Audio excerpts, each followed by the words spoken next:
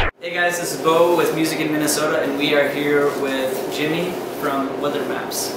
You've been on TV shows. I want to talk about that. You've been on Jay Leno, David Letterman, Conan O'Brien, Good Morning America, like so every single one of these shows.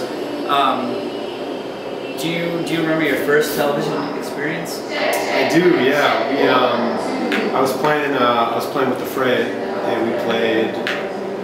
I think the first one was Craig Ferguson we did, and it was super nerve-wracking. Was it? Just super scary.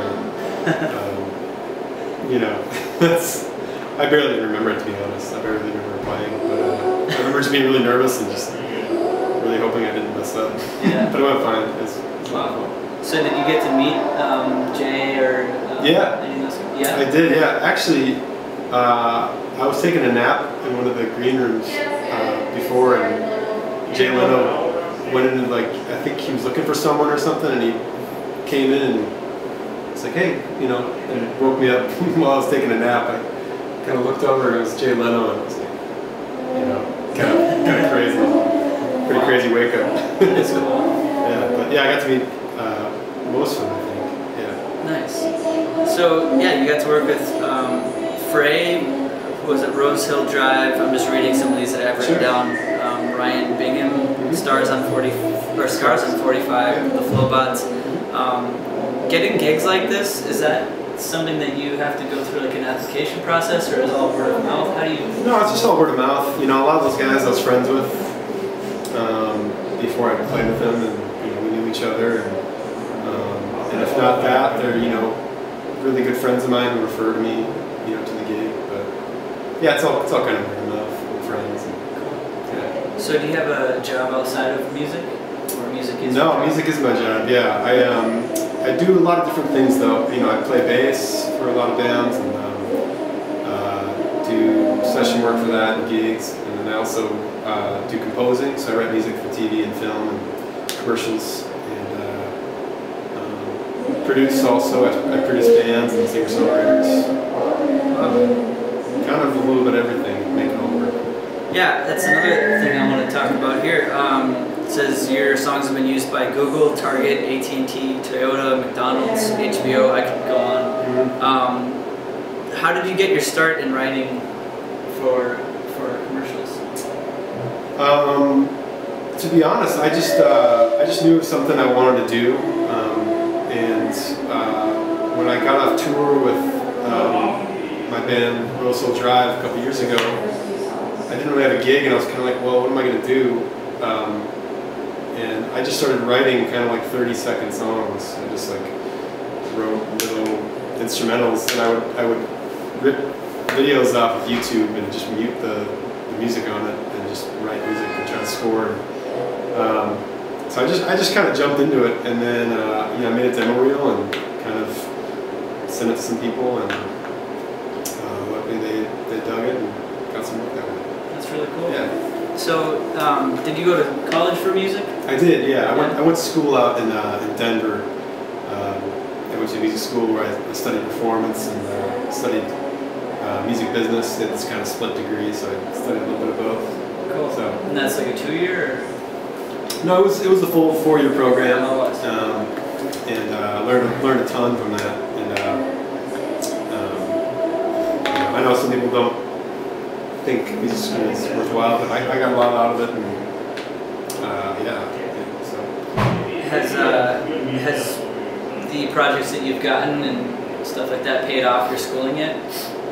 Yeah, yes. For sure, yeah. Okay. Yeah. I know that music school is expensive, like IPR here is a pretty penny, and I was just wondering if you've gotten that all paid off yet. Yes. That's cool. Where do you draw your inspiration from when writing lyrics?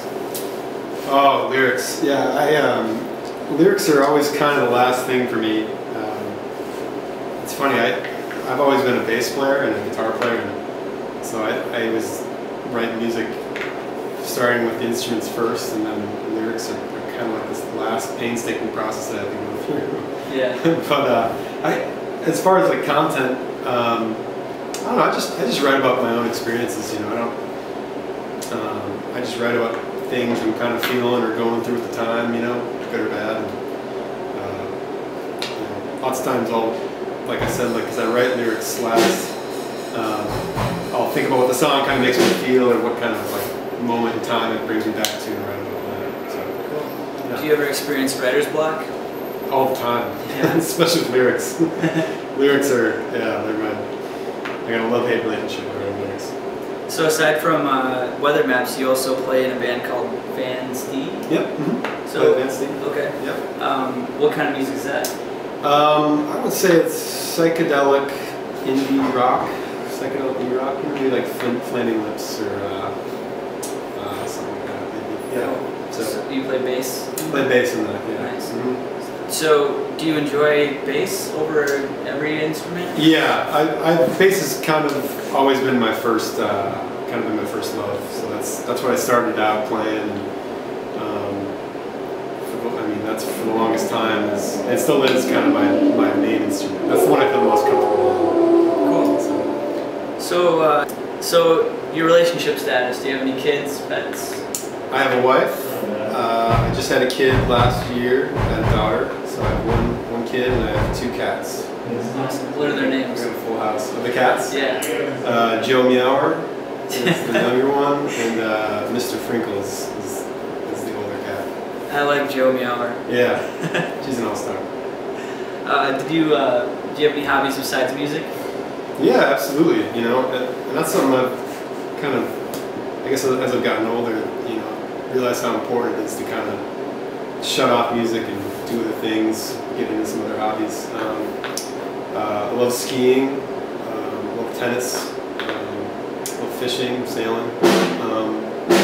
I've been getting really into this outside sport called paddle tennis. Did you play any sports in high school? Yeah, I did. I was on the ski team, and I did football and basketball for a little bit, but I think I stopped that pretty early on, maybe after my freshman year or something. I didn't play it for that long. Yeah, skiing's always been kind of like my favorite. Nice. I forgot to mention, you talked about fishing. What's the biggest fish you've ever caught? I didn't say I was good at fishing. Oh. I like doing it, but I don't know, maybe this is probably an exaggeration. That's funny. Most people would be like this big, but this. No, I'm not afraid to say I'm terrible. I'm not good at it, but I like doing it. It's fun. Okay, so living in Minneapolis here, it's really, really cold right now. Yeah. You said you lived in Denver before. Do you have a dream location that you'd like to live? You know, my wife and I, we always fantasize about living on the West Coast, just because it's always sunny and it's always nice. Yeah. You know, to be honest, I love Minneapolis a lot. We just had warmer winters. You know, that's the only thing. But I guess if I could somehow have a place in LA and a place like in the mountains in Colorado, and a place here, I've got it covered. Do you have friends in like any areas like where music is huge in California, Nashville? Yeah, sure. Mm-hmm. Yeah, I got a bunch of friends in LA and a bunch of friends in Nashville and New York. So they ever rub it in and be like, it's like 70 degrees here. Yeah, all the time. Yeah. What is your definition of success? Wow. I think it's just doing what you love doing. You know, I mean, I don't think it has anything to do with